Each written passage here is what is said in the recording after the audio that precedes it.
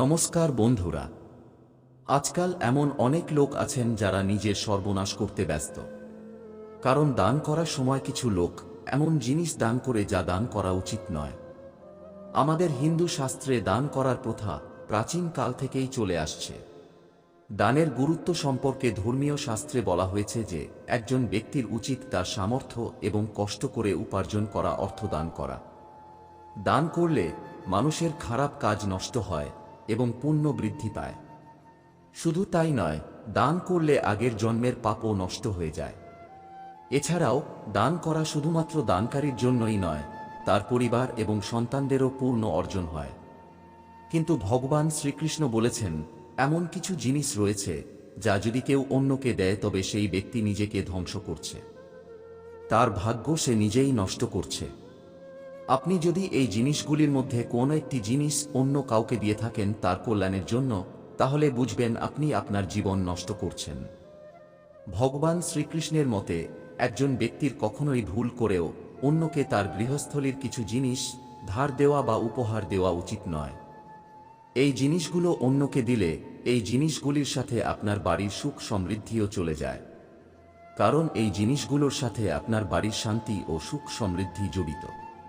তাই চলুন জেনে নেওয়া যাক কোন জিনিসগুলি কাউকে দান দেওয়া বা উপহার দেওয়া উচিত নয়।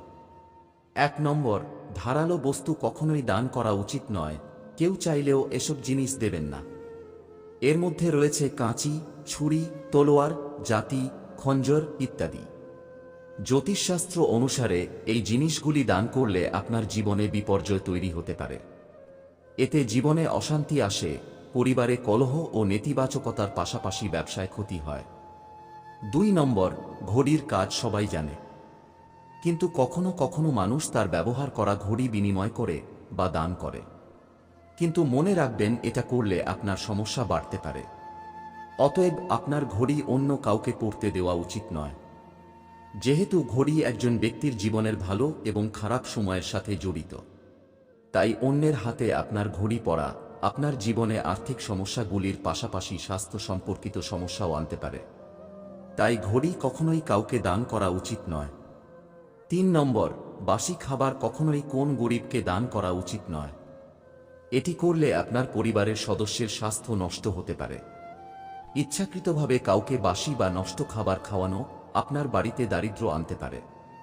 বাসি খাওয়ার দান করলে আপনার ঘরে ফিরে আসে রোগ এবং এর মাধ্যমে তা জীবনে উত্থান পতন সৃষ্টি করে। সেজন্য আপনি নিজে খেতে পারেন এমন খাবারই কাউকে খাওয়ান। 4 নম্বর, জ্যোতিষশাস্ত্র অনুসারে সরিষার তেল দান করা শুভ বলে মনে করা হয়, কিন্তু কিছু লোক ব্যবহৃত তেলও দান করে। তা করলে আপনি পাপের সহযোগী হতে পারেন। আপনার কখনোই ব্যবহৃত তেল দান করা উচিত নয়, কারণ এটি ভগবান শনিদেবকে ক্রুদ্ধ করে। তাই আপনাকে তার ক্রোধের মুখোমুখি হতে পারে। 5 নম্বর, সূর্যাস্তের পরে হলুদ দান করা উচিত নয়, বিশেষ করে বৃহস্পতিবার, কারণ হলুদকে বৃহস্পতির সাথে সম্পর্কিত বলে মনে করা হয়। হলুদ দান করলে বৃহস্পতি দুর্বল হয়, যার কারণে জীবনে ঝামেলা, ঘরে অশান্তি লেগে থাকে। এছাড়াও ভুল করে লবণ দান করা উচিত নয়, কারণ লবণ দান করলে আপনি শনির সাড়েসাতির মুখোমুখি হতে পারেন এবং লবণ দান করলে ব্যক্তি ঋণগ্রস্ত হয়। 6 নম্বর, বন্ধুরা সবাই চুল আঁচড়ানো পছন্দ করে, তবে এর জন্য কেবল নিজের চিরুনি ব্যবহার করা উচিত। অন্যের চিরুনি ব্যবহার করা স্বাস্থ্য এবং আর্থিক উভয় দিক থেকেই উপকারী নয়। শুধু চিরুনি নয়, মাথার সাথে সম্পর্কিত যে কোন জিনিস অন্য কাউকে দেওয়া উচিত নয়। এটি আপনার ভাগ্যের ওপর বিরূপ প্রভাব ফেলতে পারে। এমন পরিস্থিতিতে দান করার আগে এই বিষয়গুলোর দিকে বিশেষ নজর দেওয়া উচিত।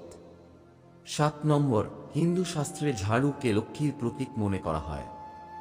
এই কারণেই ঝাড়ু ভুলবশত কারো পায়ে লেগে গেলে সবসময় ক্ষমা চাওয়া উচিত এবং এর পাশাপাশি ঝাড়ু আলাদা জায়গায় লুকিয়ে রাখা হয়। এছাড়াও ভুল করেও ঝাড়ু দান করা উচিত নয়। এতে করে দেবী লক্ষ্মী ক্রুদ্ধ হন। এর ফলে গৃহের আশীর্বাদ দূর হয় এবং ঘরে অশান্তি ও আর্থিক সংকট বাস করে। 8 নম্বর, শাস্ত্র অনুসারে সন্ধ্যায় দুধ, দই দান করা অশুভ বলে মনে করা হয়। দুধ এবং দই সাদা, যা চাঁদের সাথে সম্পর্কিত। সূর্যাস্তের পর দুধ ও দই দান করলে ঘর থেকে সুখ ও সমৃদ্ধি দূর হয়।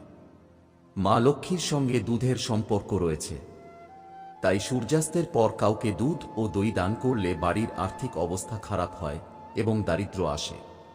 9 নম্বর, জ্যোতিষশাস্ত্র অনুসারে সূর্যাস্তের পরে কোনো ব্যক্তিকে কখনো অর্থ দান বা ধার দেওয়া উচিত নয়, কারণ সন্ধ্যায় দেবী লক্ষ্মীর আগমন হয়। সন্ধ্যায় টাকা পয়সা দান করলে দেবী লক্ষ্মী ক্রুদ্ধ হয়ে চলে যান। এর কারণে ঘরে দারিদ্রতা আসতে শুরু করে এবং সম্পদের অভাব দেখা দেয়। তবে আপনি যে কোনো পণ্যের বিনিময়ে কাউকে অর্থ দিতে পারেন। 10 নম্বর, জ্যোতিষশাস্ত্র বলে যে প্লাস্টিক, স্টিল, কাঁচ এবং অ্যালুমিনিয়ামের পাত্রে তৈরি জিনিসগুলি কখনোই দান করা উচিত নয়। এটি করা অশুভ বলে মনে করা হয়। এই দান আপনার ব্যবসায় পতন আনতে পারে বা আপনার পরিবারের সুখ ও শান্তি নষ্ট করতে পারে।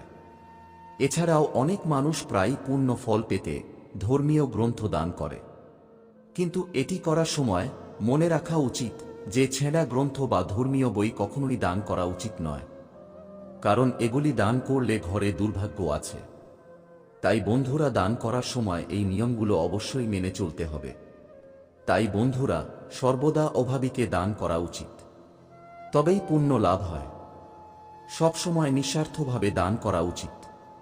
দুঃখ বা ঘৃণার সাথে দান করা বৃথা যায়।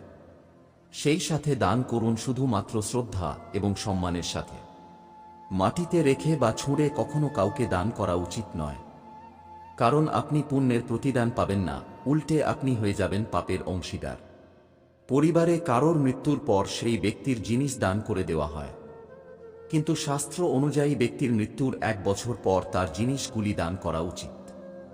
শাস্ত্র অনুযায়ী সূর্যাস্তের পর দান করা শুভ নয়।